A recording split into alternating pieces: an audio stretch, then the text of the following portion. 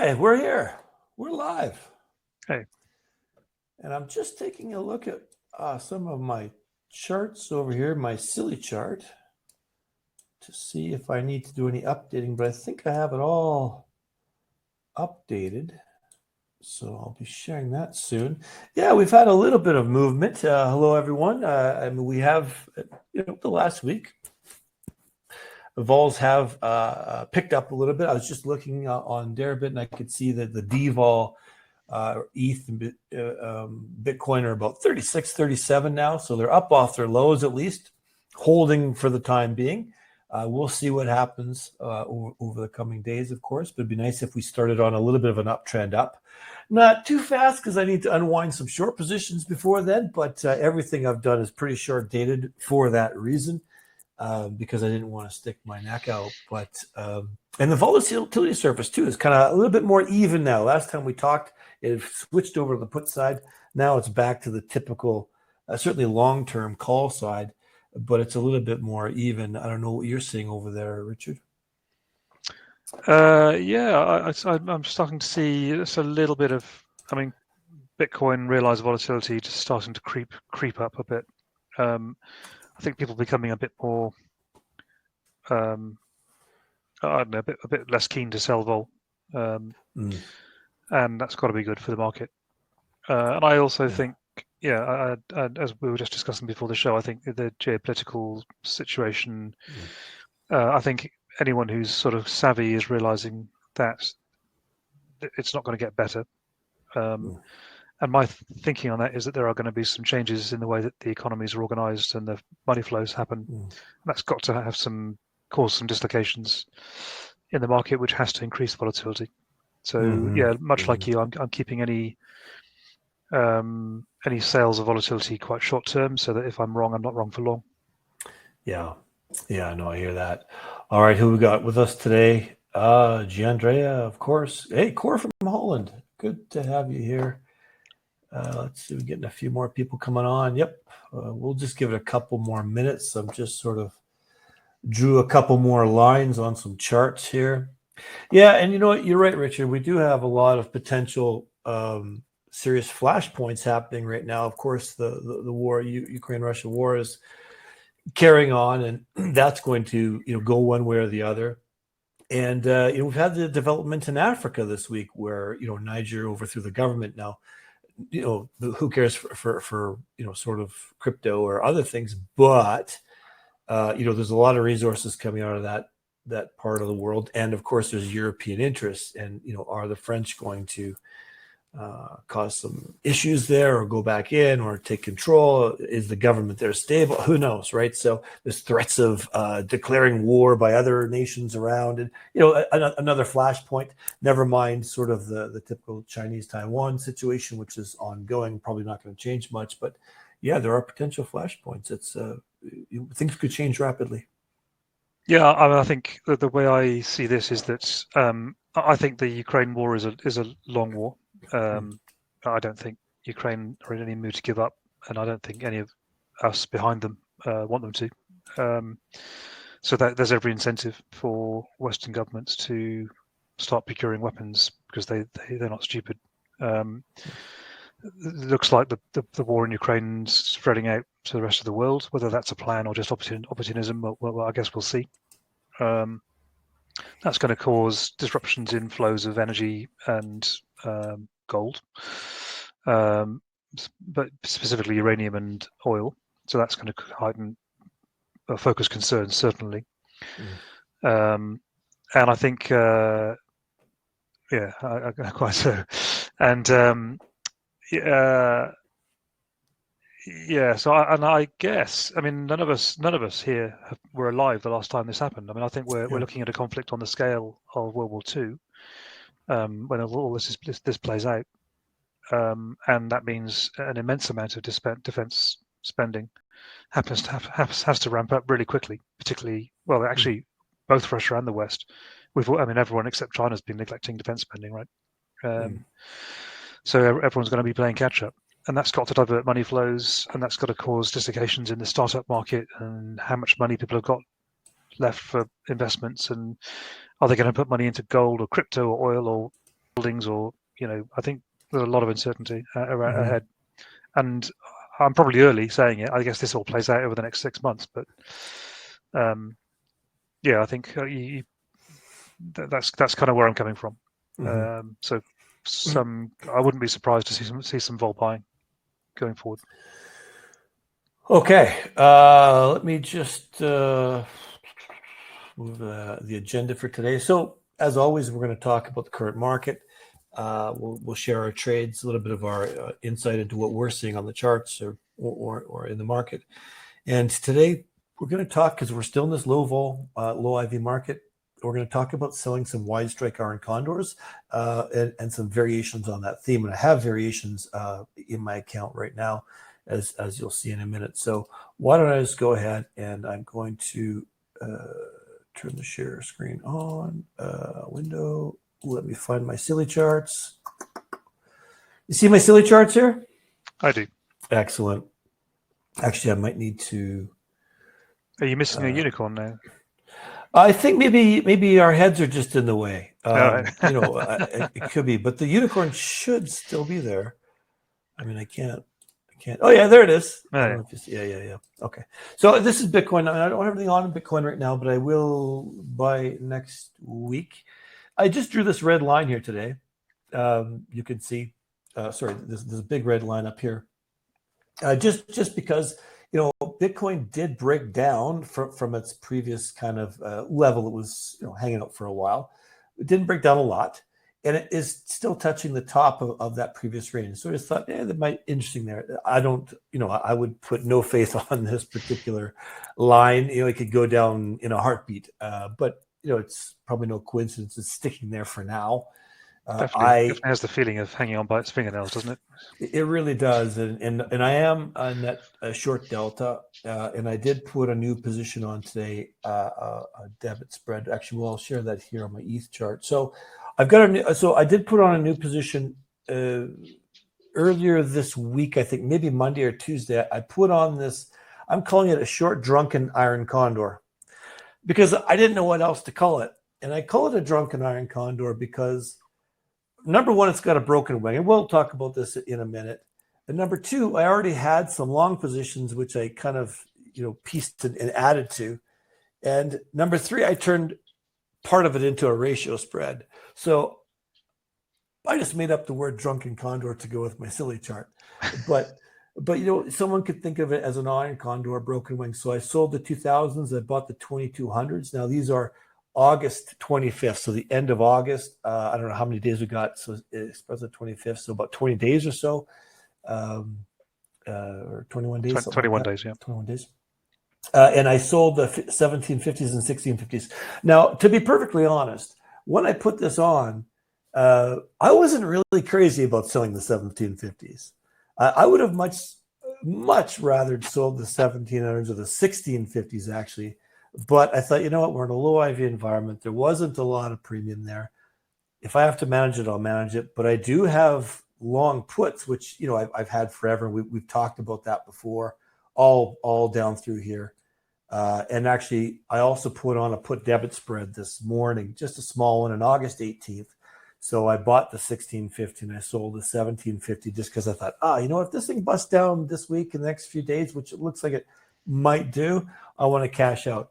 As always, with long option positions, I shouldn't say as always, typically with long option positions, I'll take them off if they go 50% against me, because for me, it's a directional bet. If it doesn't do it, in a reasonable period of time, I accept the fact that, I was wrong. I have no, inkling. I mean, I feel like it's heavier than stronger, but it could just as easily go up. I don't know, right? So, but I feel it's a little bit more poised to the downside. We'll see if it's there. Great, and I'd rather have the protection on the downside in Deribit, because we own the underlying to trade. So, and I'll manage that if I need to. Only 21 days to expiration. I will take this iron condor off when it hits about 40% ROI. That's my general rule of thumb for iron condors. A little bit less than for short strangles. So that's pretty much, I don't think there's anything else to do. I might have added some more puts here and there, because occasionally I'll buy these little out of the money puts, but they're probably around the same strikes. Nothing consequential. Cheap stuff. I don't know if you want to share what you got going sure. on. Let me find my Bitcoin options trading here again. So I've got. You guys have seen my book a few times, and you'll know that I've got a bunch of residual risk on the 25th of August that's sitting there just quietly decaying away. And I'm actually now just on the cusp of being. Well, I'm actually in the money on some 30,000 puts, and I'm being in the money on some 29,000 puts. They're just there to take the edge off. And if we do get a spike down, I'm just playing the smile there. So I'm hoping that they'll actually walk up the smile while I'm hedging them on the way down, and I'll be able to pick up some extra value. But I'm actually holding off adding any more risk. The implied vols are a little bit too low for me. I don't really want to be selling 35 vol calls, or definitely don't want to be selling 35 vol puts. And I've been looking for places to sell vol in the earlier weeks, but I just don't like it. So what I'm actually doing is every day I'm selling a 3-day 20 delta call or thereabouts, between 10 and 20 delta. So I 4th of August, these were sold a couple of days ago. So these are now 10 delta, 8 delta. They're almost worthless. And then 5th of August, that's Saturday. I've got this 13 delta. That was, I think, about 14, 16 delta yesterday. And I'm just sort of just chipping away, just pulling a little bit of value out each day, just to I don't know, just to get something. Now, at some point, one of these is going to go wrong, and I fully accept that, and I'll be in the money the wrong way. I am delta hedging regularly, so I won't lose too much money. So I'll just to take what value I can get while it's there, and then when we get a big move and a vol spike, hopefully I'll be pretty well hedged, and I'll be able to sell into that vol. Now you'll notice that my margin bill is quite high, 55.43 maintenance margin, probably mostly because I've got a bunch of, where is it? Friday. Tomorrow's Friday, right? The 4th of August. I thought I had more risk than that. Maybe I've got. Oh yeah, here we go. They've started to bring in more strikes. I've got a bunch of risk here, sort of sitting there, that's using up margin and zero value. I'm just don't think we're going to get a $4,000 rally, so I don't really worry about buying those back. So a lot of that margin requirement will go away tomorrow, and then I've got a little bit of margin being used up on the 25th of August, and I'm just waiting. We're just getting down to the stage where I'm happy to pay sort of 5 or 4 bips to get these wings back, and I'll be just waiting for those to become worthless and claw that back. And I'm just positioning the book. I'm slowing down the amount of risk I'm writing and waiting for something to happen. And if nothing happens for the next month, that's fine. This book is still decaying at about $100 a day, so I'm still earning money on a $50,000 account. But I'm just kind of waiting for the next big move, really, now, which I think is probably going to be down. But yeah, we'll see. but I think both of us are scared to death of selling vol, just because we could be at 60 vol in a heartbeat and in a bit of trouble. So and just to be clear, I don't mind suffering a 25 vol Vega risk. I'm happy to swallow the P&L hit if I've still got firepower that I can sell some more risk and sell into that higher vol to increase my decay and make it all worth it. But what I don't want to do is be at 70% margin use because vols have gone up and I can't write any more vol. That would be stupid. Yeah. Yeah. All right. Oh, you know what? There's one more thing I'm just going to share with my chart. I forgot to mention. Let me just turn my screen back on again. I forgot to mention, because over on Bitcoin, I did draw that little technical line which Richard laughs at, but there's another line here I put in this morning too. Even though we have come down a bit, it is still clinging to the bottom of the range, and as Richard put it, it feels like it's clinging. The other thing I forgot to mention too is This drunken iron condor. So I didn't sell a lot of puts and buy a lot of puts. The 1750, 1650, what is essentially a put credit spread. I didn't sell a lot there because I don't like to sell them on the put side very much. Here on the call side, I have 3x the 2,000 calls compared to the 2,200 calls. Now that 3x, think, oh my gosh, and you're 2 out of every 3 are naked. No, that's not true. Actually, because well, it depends if you have long calls.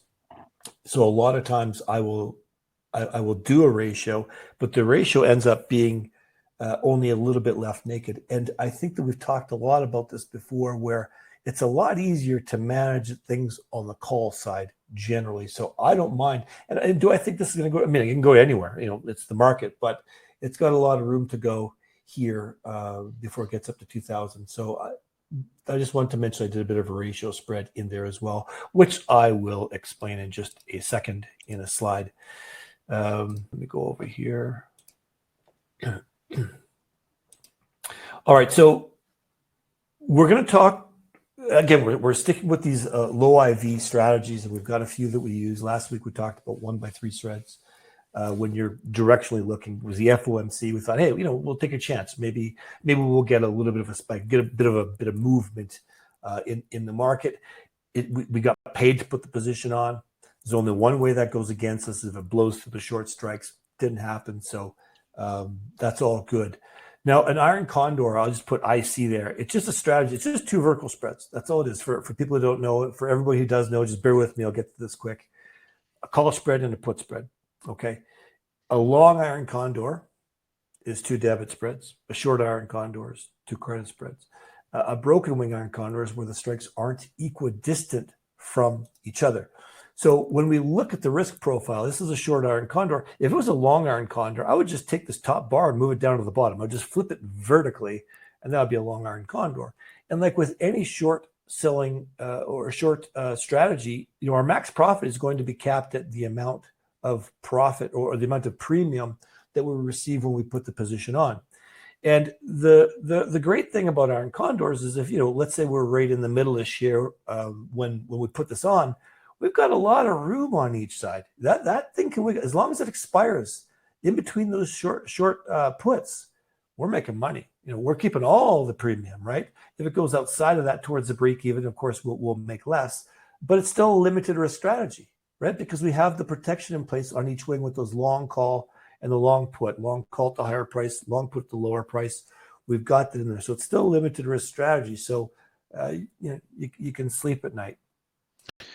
It's worth saying that these iron condors are very efficient margin-wise because the margin engine understands that there's a limited loss. I think we covered that last week. Yeah. And they are also delta neutral. So so on instantaneous moves, it's all looking good. And yeah, really nice, comfortable trades for making money in, particularly in markets where the IV is high and dropping. But nice and low absolute risk, even if you're doing it in a low vol market. Agreed. So here I cleaned up all the lines, and I just here's our 2 short. They're the red put and a call, short, and we've got the green calls. Sorry, this should be a put over here on this left side. It's a long put, my mistake. But this is a typical iron condor because these strikes are equidistant. So at current ETH price, conveniently, it's right at 1850 right now. It's right at 1850 right now. So we can see these strikes here are $100 apart. Each strike on each side are $100 apart between the short and the long strike. And again, this one over here on the left should be a long put, not a call.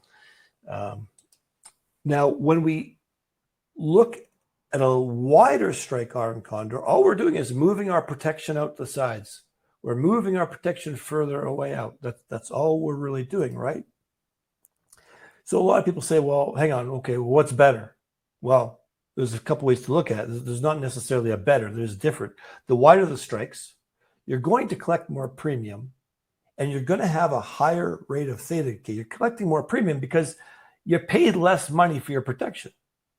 Now, the wider the strikes, the greater the margin requirement too, right? Because you represent a little bit larger loss to your broker or to the exchange.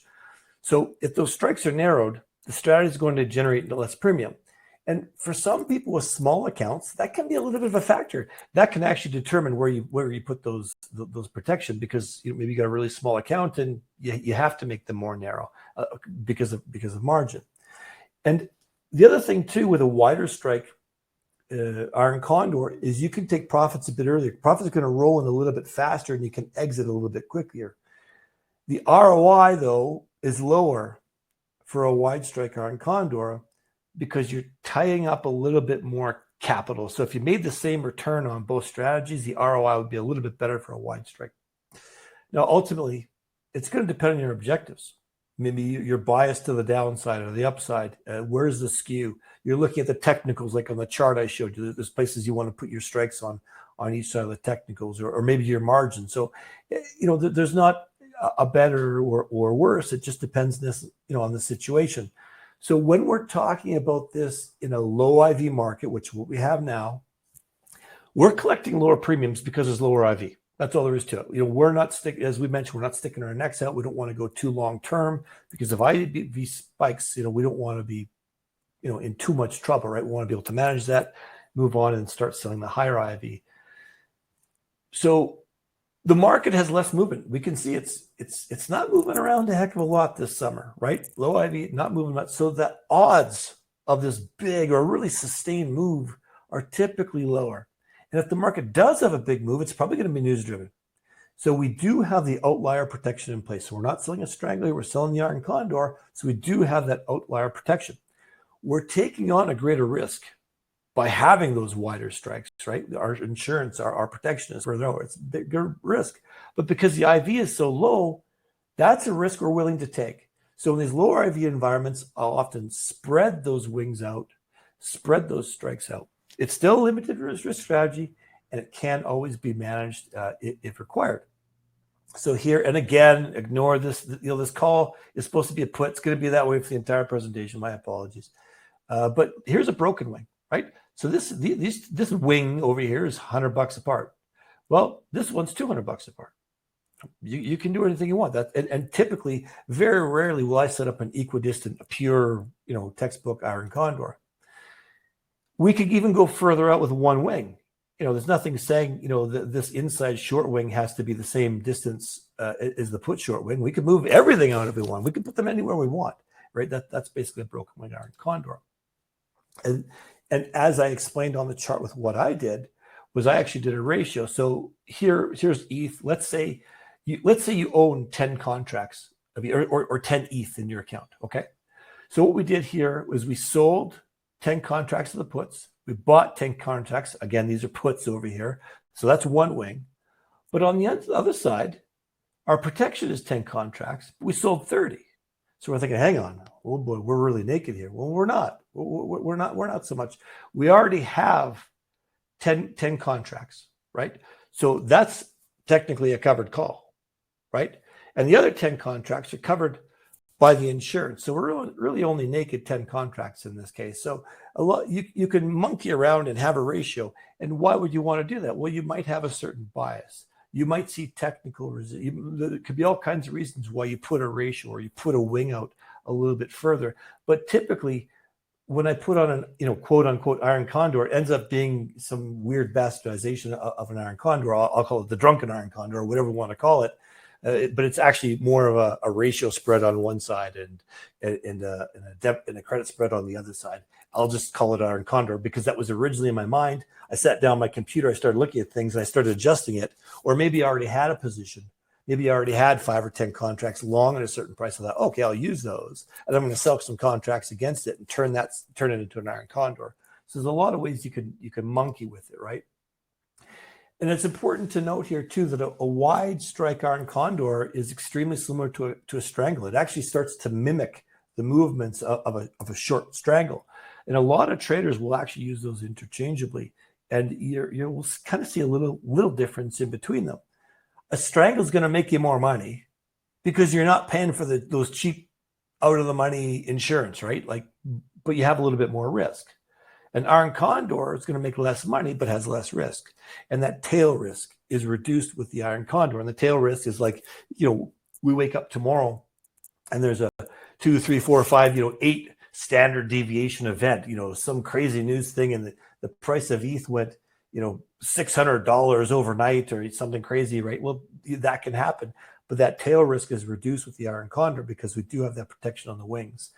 And the other thing I'll mention for people who are kind of going back and forth between strangles and these wire to strike iron condors is you probably should, or at least I, manage a strangle a little bit more quickly than an iron condor because of that tail risk. You can give the iron condor a little bit more time to see if it kind of comes back. You've got a little bit more wiggle room there. Listen, absolutely on that. So to give you a little bit of history, about 20 years ago, I made a lot of money by selling iron condors on the FTSE 100 index on what was then the Life Exchange in London. And I was actually selling about 25 delta calls and puts, and then covering them with sort of 10 delta calls and puts. Back then, it was about $300, 300 points in between. Between the cover and the risk. I made 1,000% in 1 year doing that. Now it was extraordinary times. It was at the end of the Second Gulf War, and implied vols were coming down. So being a short vol trade was working out, and it was quite a ranging market. So we had the market, printing about 20 vol. And I was able to sell an iron condor at 2 months, and then about 3 times during that 2 months, one side or other would actually become super cheap, and I'd buy it back, and then the market would mean revert, and I'd resell the side. So I was interchanging between iron condor put spread, iron condor call spread, iron condor put spread, and so on. And I remember counting up the money, and like every young trader, thinking, rather than thinking, oh, that was lucky, I've made £1 million, whereas before I was working 9 to 5 like anybody else, rather than thanking my lucky stars, I thought, you know what, I could make 25% more if I didn't buy the cover. And I spoke to my wise broker about it, Keith, and he said, yeah, you will. But there's a couple of things that's going to happen. So one is you're going to use more margin. The other thing is that at the moment, when your calls get close to the money and your puts get worthless, you're buying your puts back because you're feeling comfortable to do so because your calls are covered. But if those calls aren't covered, you're now into essentially a naked short future on your calls. How confident are you going to feel about just letting that run and going to sleep at night or going on holiday and leaving that position on? Meanwhile, and if it does run true, your margin bill is going to be sort of double what it would have been. So actually, you can't afford to put as much risk on. Mm-hmm. And the long and short of it is that 25% you're going to spend on cover is more than compensated by the fact that you can actually get more risk on if you trade with cover. So in actual fact, in the end, unless you are really aggressively hedging with futures, which if you don't work in the markets 24/7, then you probably don't have time to, then actually you'll make more money and feel more comfortable selling iron condors than selling strangles. And that's not theoretical. That is properly real money. I did actually try. I opened up a different broker account using one of the spread betting firms in London, and tried selling naked strangles, and it was just as he said. It was just it was stressful, and you never felt confident to put the same levels of risk on that you did when you were covered. So actually, it's very true. So this idea that it makes less money, on one trade it makes less money, but actually you can get more trades on, mm-hmm. and you can take advantage of bigger moves, and you end up making more money. Mm-hmm. Mm-hmm. And that's for real. Yeah, great points. So let me just pick up here, and we'll open up to Q&A. But the one thing I'll say here when managing these wider strike iron condors is, and I mentioned at the beginning, I said I was looking for about 40% on that iron condor, is the target is a little bit lower than with strangles. With strangles, the profit's going to roll in a little bit faster if you're correct. Now, we would normally manage both prior to expiration. I mean, we've said it 100 times. We rarely let things go to expiry by closing that trade or rolling the trade about roughly halfway to expiry. So if I sell a 40 or 50-day iron condor, I'm going to be managing that 20 to 25 days out. If I sell a 2-week, I'm going to be hoping to look to close it for a profit or deal with it in about a week. So roughly 50%. Is sort of the rule of thumb there. Now, Richard, you mentioned this at the beginning. It's a delta neutral strategy, and I just want to mention something that delta neutral iron condors might not be exactly delta neutral, even if you have those strikes equidistant apart because of the skew. So if you've got a heavy skew to the call side, which is often the case in cryptocurrencies, you might need to adjust one side, go a little bit wider strikes on one side than the other to get that delta neutral. You have to make it a broken wing in order to get that delta neutral. Just throwing that out there in case you put that trade on, you're thinking, hang on, I'm not delta neutral. What's going on? Well, that's a reason why. Regarding the short strike selection, and this is the most common question I will get from somebody who's new to trading. They're like, okay, I want to do this, but what price do I sell it at? This is going to sound obvious to some people, or if you've been around for a while, it should sound obvious. You want to keep your short strikes away from adjustment points. That's simple. Above or below resistance or support, historical highs, lows, any other technical indicators you might use, whatever. Because if you've got your price right on, support or resistance, your strike, and that's where you're going to manage it if it touches there, well, you manage it. But if it bounces off that, it's like, oh, geez, I managed that for no reason, right? So you want to have it on the other side of where you think it's going to stop. Okay, I hope that's clear. And secondly, and this is a really important point, if there's a really big support or resistance level, so you got to think there's a lot of people who might have had positions, sell orders, long, shorts, buy orders. They could have been there for months and months sitting at those levels. There's going to be a lot of activity. There might be a lot of panic, a lot of anxiety. And what's that going to do? It's going to cause premiums to shoot through the roof at a time when you're trying to roll your spread. It's the worst time. So put it on the other side. Let those people panic at those levels. You don't need to panic there.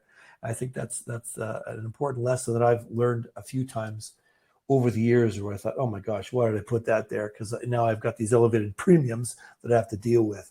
So there's also it's the simple sort of rule of thumb is that if you're going to be selling a say 32,000 call and buying the 34,000 call, for example, on Bitcoin, the question is, am I happy shorting the market at 32,000? Do I think that's a logical place to short it? Mm-hmm. Because when you wake up and the market is at 32,000, your puts are worthless, and now you should be buying them back. You should be stepping out and getting dangerous and buying your puts back because a reversal is likely. Are you going to be comfortable are you going to have the psychological firepower to say, yep, my trade is right. I'm buying back my puts. I'm holding the line at 32K. Mm-hmm. Mm-hmm. Yeah, that's a good point. And everyone's going to have their own. You might be using MACDs and Fibonacci's or whatever. Whatever you want to do, as long as you feel comfortable with that. And again, I use my silly charts. I use other charts when I'm doing other types of trading, just to show you don't have to have crazy technical analysis. You can just kind of have an eyeball and say, you know what, there's going to be a lot of activity at this level. Unless there's some news event that blows it right through. There's orders there. There's people who are long, short. There's going to be activity there. There's going to be a fight to get through that level. I'm happy to put my option, my short strike on the other side of that. And all you need is delay too. Even if it hits it, maybe it's going to bust through, but it might take 6 days to do it. Ram, and then go through. Well, that gave you 6 days to get out of your position and for more theta to bleed out of your option. So there's one more way to put these to decide the levels, and that's to what I do, which is not even think about it. And I just well, the way I used to trade 20 years ago is that I would put on all my risk in one day and then go away for a week or 2 weeks and hope that it all pans out. Bob, obviously I check it every morning and just check that I didn't need to do anything, but I would sort of shoot my bolt once and leave the risk on. These days, I actually trade every day. I put risk on every day if I'm selling vol. So at the moment, on my $50,000 test account, I'm selling, I think, about 0.6 of a Bitcoin of options per day, spread it over a few days, 1 week, 2 weeks. I just do that every day. And some of those positions are rolling off, some I'm building up, and they come on at different strikes because as the market goes around. And so I tend to sort of, these positions tend to get smeared across the strikes. And that's because I'm playing the vol game rather than trying to aim for a strike and selling it and hoping it never gets in the money. I'm saying, some of my positions are going to get in the money, but actually the price I'm selling at is enough to compensate me for that. And so some are going to be right, some are going to be wrong. I don't really care. As long as I win overall, then I win.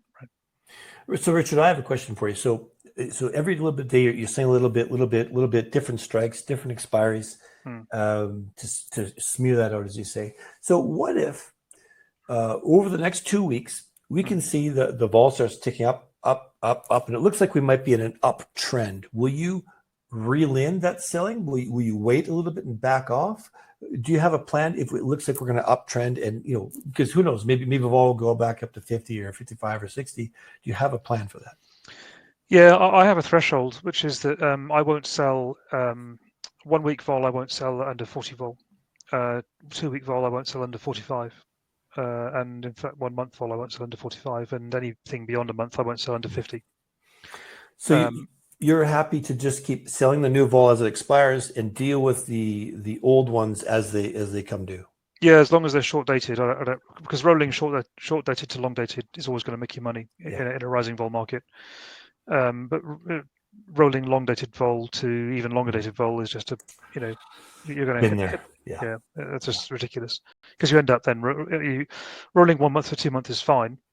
I mean, in when you're trading traditional markets, 1 month to 2 months is nothing because markets don't move that much. But in crypto, rolling 1 month to 2 months feels a bit uncomfortable. Rolling 2 months to 3 months feels like you're rolling to the end of time, and then rolling 3 months to 6 months just feels like eternity, right? It could be double, it could be half. God knows where it's going to be. You just don't want to.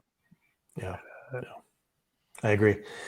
Yeah, and we get those. We've had a couple of gigantic moves, obviously in crypto, where basically the price was cut in half quickly, and you can get in those situations. You roll. Where else are you going to roll to, right? You're looking 3 months out or longer, and you start to feel like a loser because, oh my gosh, this thing won't stop going. But it happens sometimes. I mean, the one thing is things won't go forever. Anyway, it's either going to go to zero or it's going to stop. It's not going to go up forever. But it's a very painful experience. It's not nice. But we should do the questions. Yeah. Okay. We've been jabbering on long enough. I'm always very impressed with our audience who sit here and listen to us. Okay. First question from Gene. How do you deal with spreads and fees when building this position? Do you try to time a little bit and buy some target IV for the legs? That's a great question, because iron condors are known as the broker's best friend, right? Because they generate a lot of fees typically. And if you're in there's a gazillion platforms where you could just put the strategy on, right? You do the drop down menu, do condor, you choose your strikes, and you click go. That can fill you at the market, and you can pay a lot of fees.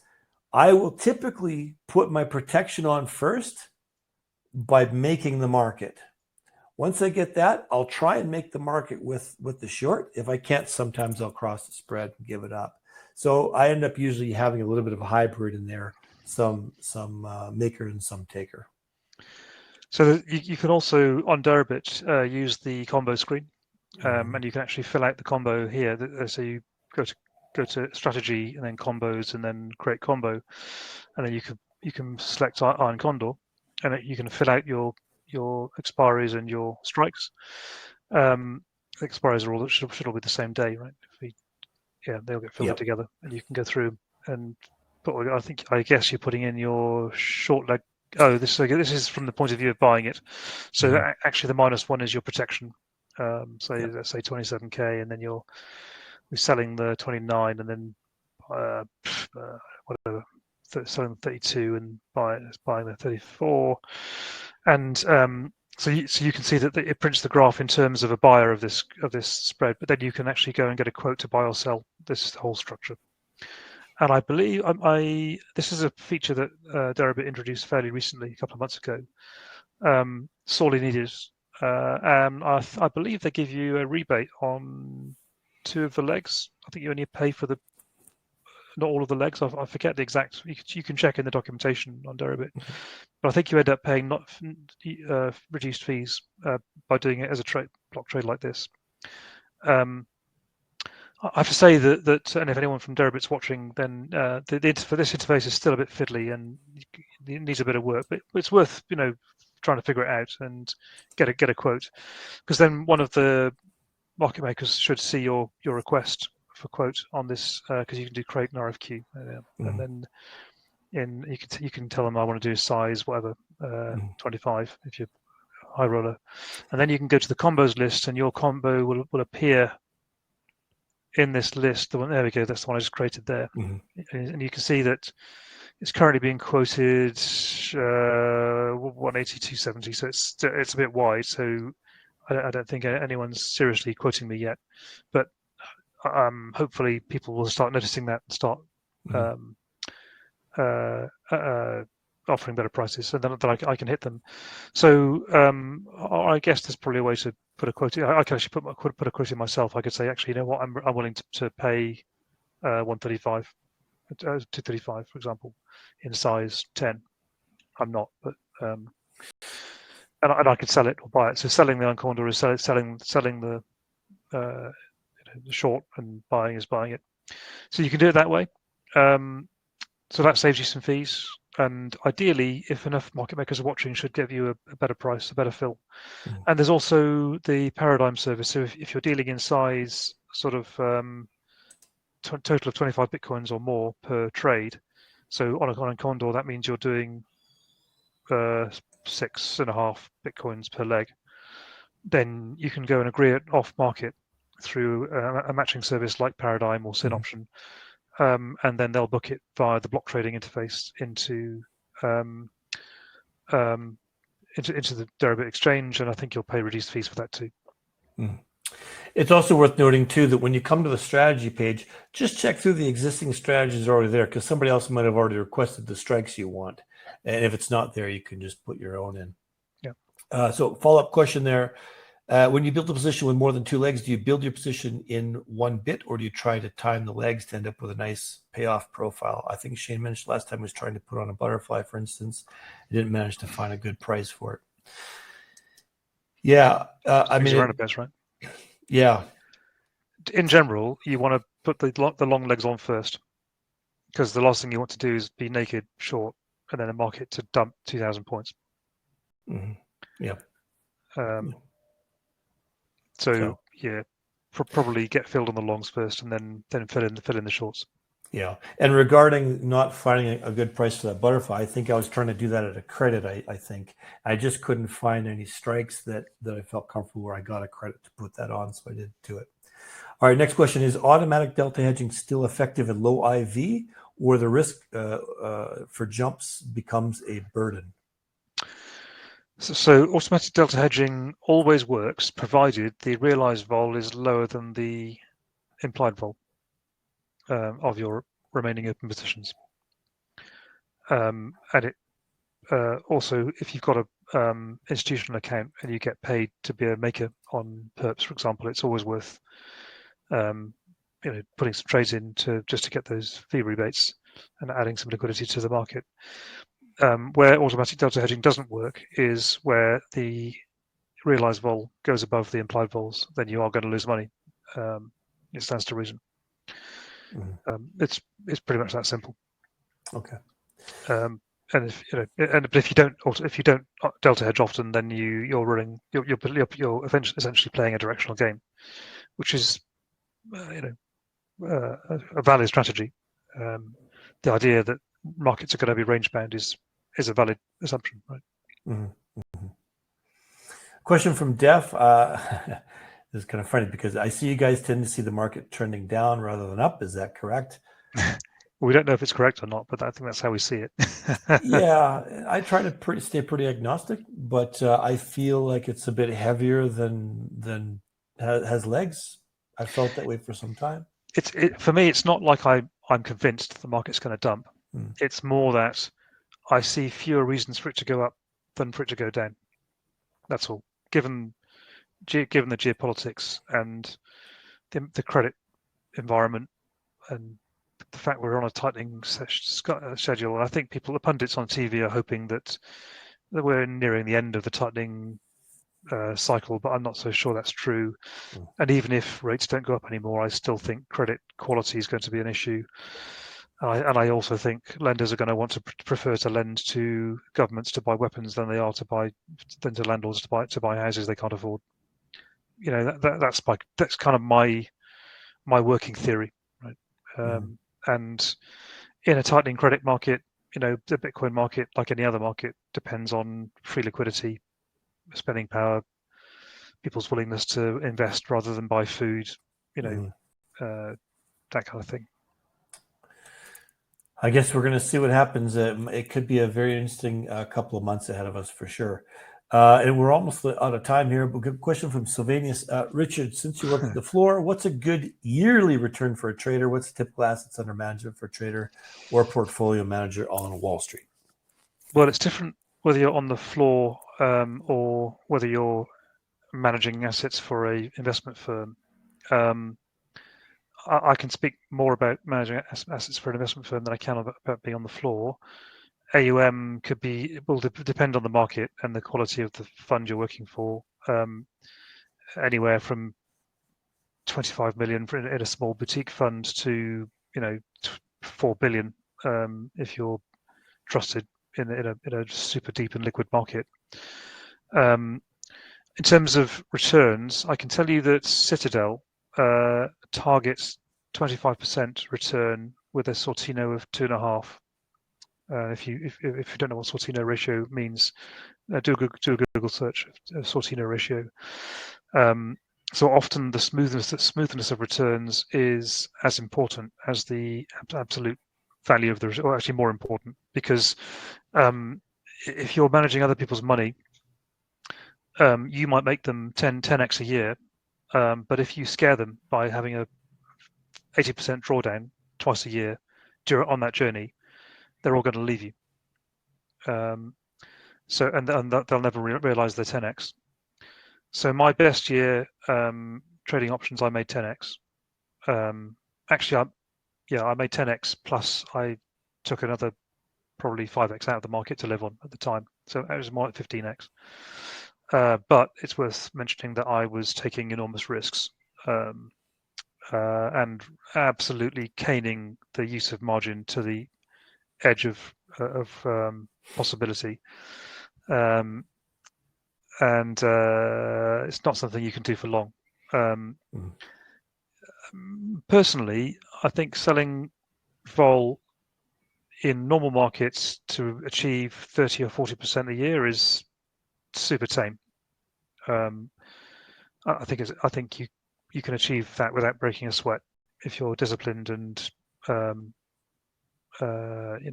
careful and not and you can do that without using too much margin, and nothing looks particularly scary. The higher you go above that, if you're aiming to double your money, then you need to become a little bit more aware of what you're doing and stay on top of the risk and so on, and be a bit more judicial about where you enter and so on. If you want to go higher than that, then you're going to be on it all day long. But you can set your own limits. My advice would be to go for sedate, unexciting returns and achieve them often, because they will compound really fast. Compounding 30% a year, soon makes you rich. Good stuff. Yeah. Okay, we're out of time.